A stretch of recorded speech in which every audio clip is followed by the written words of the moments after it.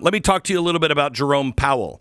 Jerome Powell had a hissy fit last night because on Friday, the DOJ said, look who we're coming after. Now, in case you don't know, you don't go after the Federal Reserve unless you're President Trump. Reagan tried to do it, and it didn't go well. It didn't go well for President Reagan. But President Trump may be a different animal entirely. He is going after the Federal Reserve with the DOJ, and they filed against the Federal Reserve and said, we're going to start looking into this palace that you're building. Now, let me give you an update on just the palace that they're building. They're like $1 billion in overruns right now. Now, let me ask you, if you got a loan and you were $1 billion overrun, do you think the bank would have a problem with that? You can't check the books of the Federal Reserve. Really? Well, President Trump is going to check the books on the Federal Reserve. Now, I want you to know that's not really what this is about. Yes, they're $1 trillion or $1 billion in cost overruns. Yes, they're out of control. Yes, you can't check their books. But that's not what this is about. What this is about is Donald Trump doesn't think the Federal Reserve, a private corporation with all this secrecy, should be the ones making the decisions on what your interest rate is. Now, I'm going to go a step further and say, I think the free market should decide. Yeah. You see, when you take all of the big banks and you put them together and you call them the Federal Reserve, that's what I like to call a monopoly. Not the game, but just as frustrating. The banks have a monopoly. The banks are the ones colluding to decide what are they going to charge you for interest. And by the way, inflation, that's not a bug. That's a feature. Inflation is planned. Now, let me ask you, if I said to you, hey, how much money should your dollar lose every year? How many pennies on every dollar should you lose? Should you lose 2, 3, 5, or 8 pennies on every dollar every year? You have it in savings. You're spending it. How much would you like it to go down? Now, I'm a weirdo, so I say no pennies. It should not lose value. In fact, I'd like it to gain value.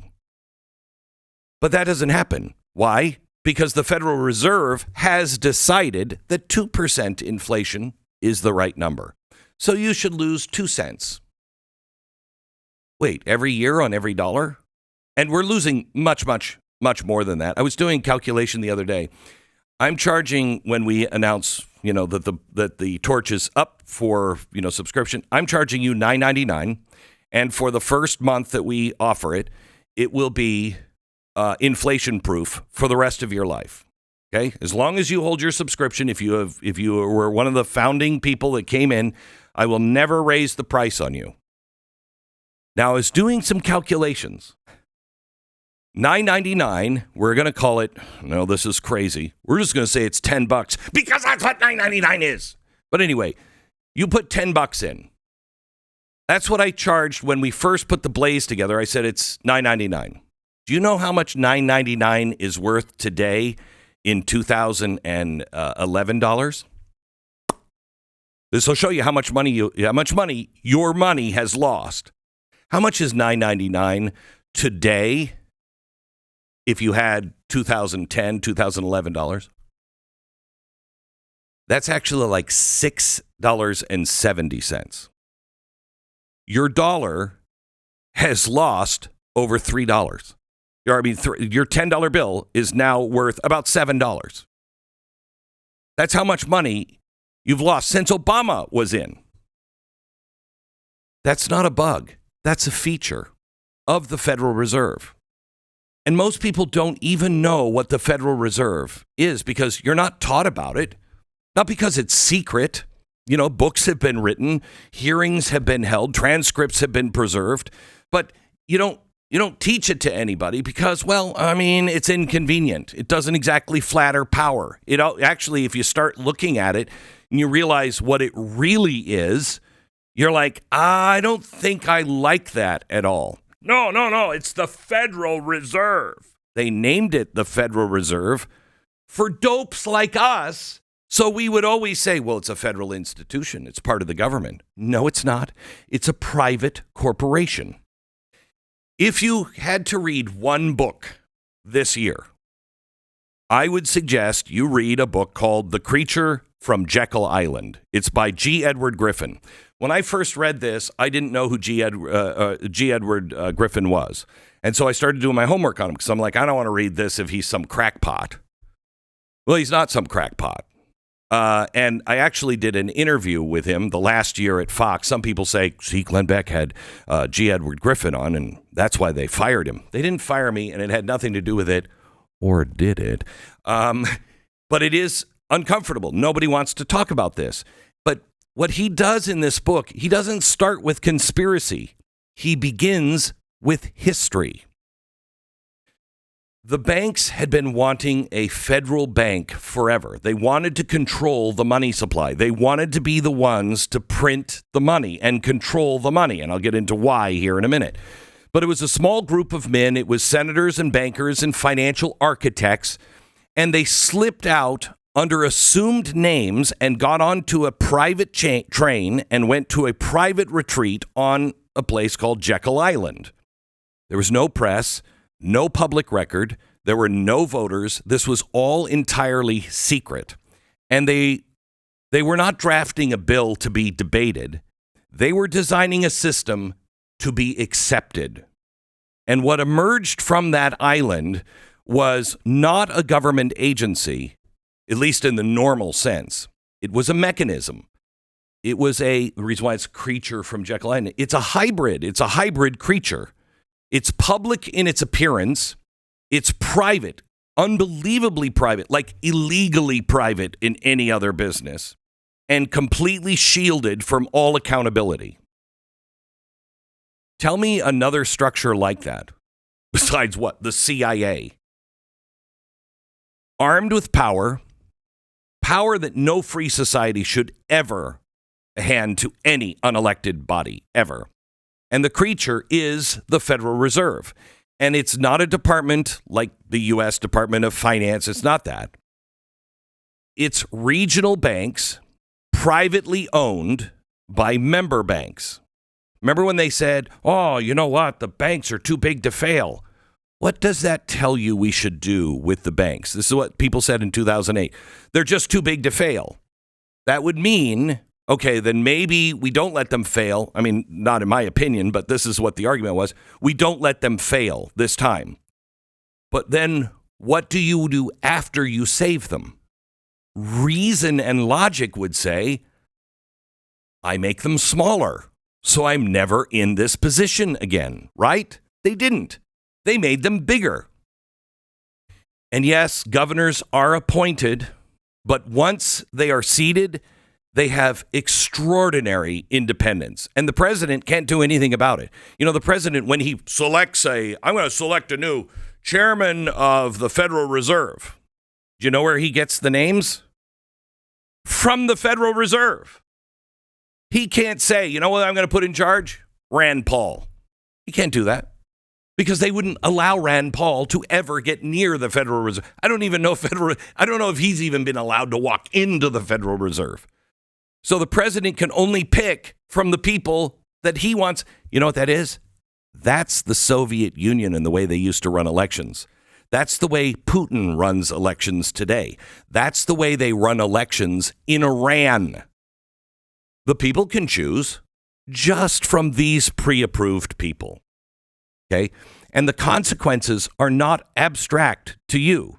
They have the power, the only ones that have the power to create money out of nothing. They can just type it in with a keystroke and we're printing more money. It sets the interest rates, which decide what you can do. Can you open a business? Can you afford a home? Are your savings, remember, because of interest rates and because of inflation, Are your savings rewarded or are you punished? If I've been saving money since 2010, look how much money. I had $100,000 in. It's now worth $67,000 because it's lost money. It's lost the value of it. It still says I have all that money, but it's actually only worth about $67,000. What are you doing? Why would we do this? Why would we allow this institution to do this to us? They are privately stealing from us and telling us it's for your own good and your own safety. It also decides liquidity, a word that nobody really pays attention to. What liquidity means is, do the banks have enough money? Do we need to print some more money so the banks have more money? Because the banks, if liquidity dries up, then, you can't get a loan. So we got to print more money, which will cost us more. And then because that's a really, really bad idea, usually printing money the way we've been doing it, it's going to cost me on top of it because then you're going to have to raise my interest rates to unbelievable levels to be able to suck all that money back in. Who thinks this is a good idea? By the way, this is not regulation. This is command. They have command and control. So, what is this really all about? What is the president really doing?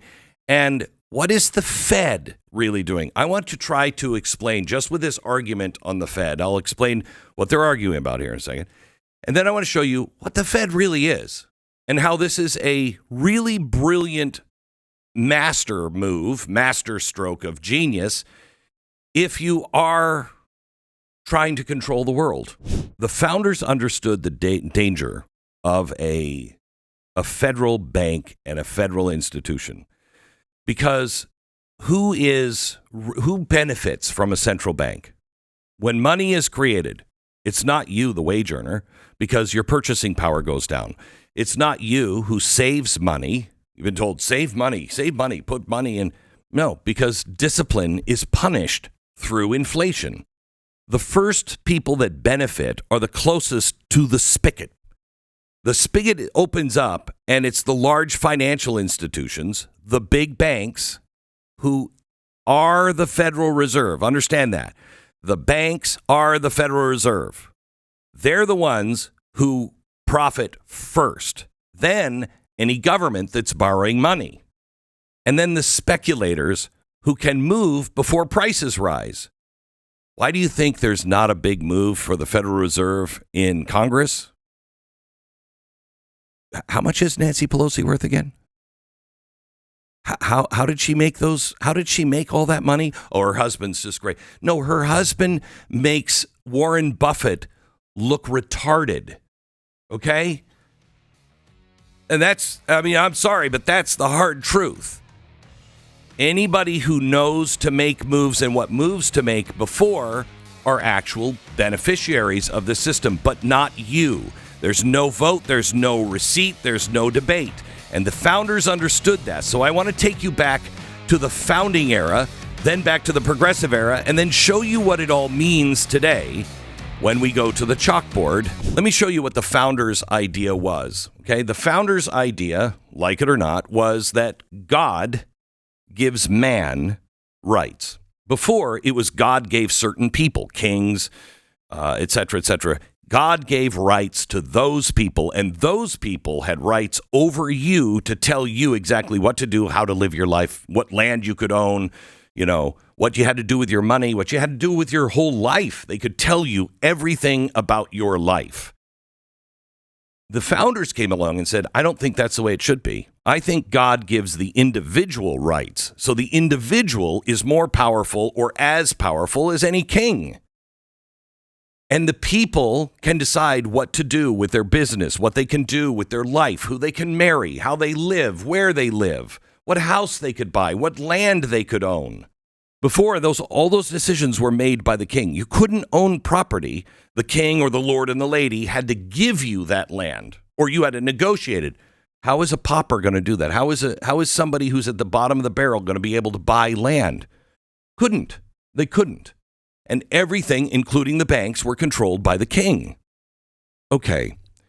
Founders came along and said, that's got to stop because people are their own sovereign. You're the sovereign over your own life.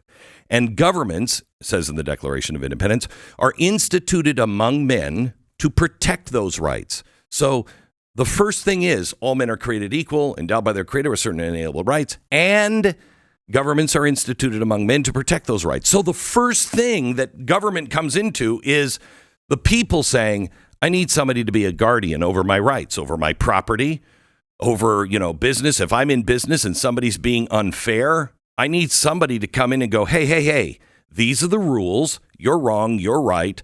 But these are the rules. And if you guys don't like the rules, you guys can change the rules. I'm just here as a referee. Okay. That's the government's role. Is that their role now?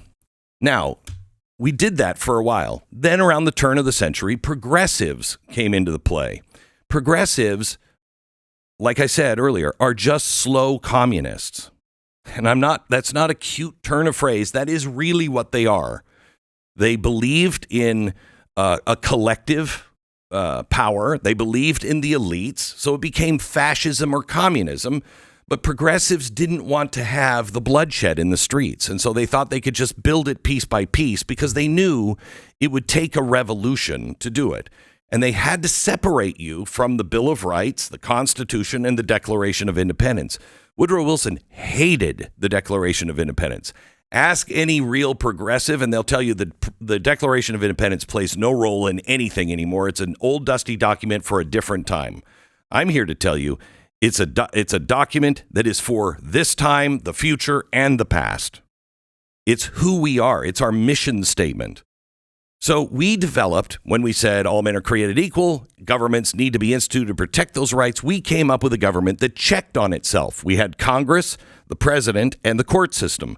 And they all ran checks and balances. Even in Congress, the purse strings, the only one that can start spending your money is Congress. So your congressmen, you have to vote them in every 2 years. Why? Doesn't that seem ridiculous? Every 2 years you have to go vote for your congressman? No, the founders knew they controlled the spending. And so if you didn't like what they were spending, if they were raising taxes and spending too much, you could vote them out every 2 years. So they didn't have this long control. They were given the keys to the purse, to the safe. They don't anymore. We haven't had a budget since 2008. Progressives finally got rid of the whole budget process. So it doesn't matter who starts it because all they do is they just add on to what they've already had. We're going to expand this, going to track this, and they can move the money. Okay? So you've lost that control over your money. Also, the Senate was set up to be able to be the check and the balance on the federal government versus the state government. Remember, states are more important than the federal government. That's what they believed at the founding era. But we need the federal government to settle arguments, just to play a referee, and to also, if there's a war, wage war. Okay?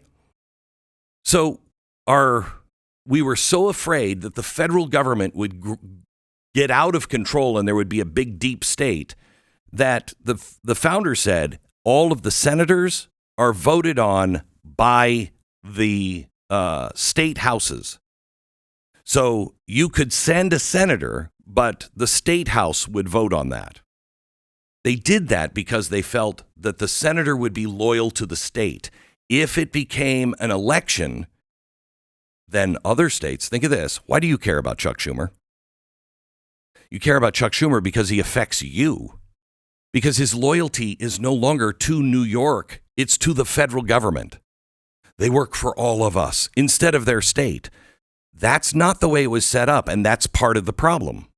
Then the president didn't have enough control because remember, progressives wanted bean counters. They wanted somebody that could control everything that wasn't necessarily elected. They were just the best in their job. And so let's get these experts in to do an administrative state. And so they grew the administrative state, the deep state. They grew all of these administrative arms, the department of this, the department of that You don't even know who runs those things. Well, if you have to deal with one of those, go ahead. Deal with the Bureau of Land Management. Go ahead. Deal with the Department of Labor. Who do you vote out? You don't agree with what they're doing. Who do you vote out? You can't. They're not responsive to you at all. They're barely responsive to the president because they're trying to get rid of the president being able to fire any of those people. So they are completely unelected and now approaching unfireable. Then you have the courts. And around 1920, the progressives again decided they need to make case law and not constitutional law. So stop looking at the Constitution and reading it the way the founders wanted it. Read it case law. If we could get one case to say this, then it builds on that. And then suddenly the Constitution doesn't matter anymore. So they completely rotted all of the ideas that governments are instituted among men to protect those rights that you have. They rotted all of that. So you don't really have a constitutional government the way we haven't for 100 years, the way our founders envisioned it. Then between 1910 and 1920, all of those things happened. Congress changed, the Senate changed, the administrative state under Woodrow Wilson, case law, all of it happened between 1910 and 1920. But they needed one other thing, because if you can control two things, health and money, you control people completely. So they took over your money. And this was voted on over and over and over again. And the American people kept saying no. And so they all got together, all these bankers and these senators got together and went to Jekyll Island for a week. And they put together this whole idea of the Federal Reserve and named it the Federal Reserve so people would think that it's part of the federal government. It passed. It became a constitutional amendment. And what does it do? It controls everything. It controls your inflation. It controls the boom and the bust period. It controls everything. Basically, it controls you. It takes us from a country that says you can do anything to you can do anything if the federal government says it's okay and if the bank says it's okay. Before you could do anything. And the government just played referee. Now the banks and the federal government pick and choose winners. Well, no, you need you can't just go out and do something. You need a license for that. Why do I need a license for that? I mean, some things I think I need a license for. Cutting people's hair. I mean, in the era of straight razors, maybe. That's not happening anymore. Why do I need that? I need a license for why? Why? So the state can not just make their money, but the state also has control. They also tell you who you can, how you spend your money, how much money you have, how much money is that worth? What will the bank allow? And so we see this and we see this corrupt system and we're like, oh, those rich people. You're targeting the wrong rich people. For instance, California is now targeting billionaires. Oh, the billionaires. We got to tax the billionaires. They're just going to move. That's all that's going to happen. They have enough money. They're going to move. They'll move their corporation. They'll move everything out of California. They'll move someplace else. And if Texas decides to do that, they'll do. Did you learn anything from France? This is what France did. All the billionaires moved. Tax the billionaires. What does taxing the billionaires actually do? What do high taxes actually do? Take it away from you and give the power to the state. Let me ask you this. Can you imagine running a business in America where you could tell the IRS, you don't look at my books? Do you think anything bad might happen if no one could ever look at your corporation's books? We can't. They're completely opaque. We don't actually know who owns them. We don't know who they are. They're shareholders. Who are their shareholders? Who do they answer to?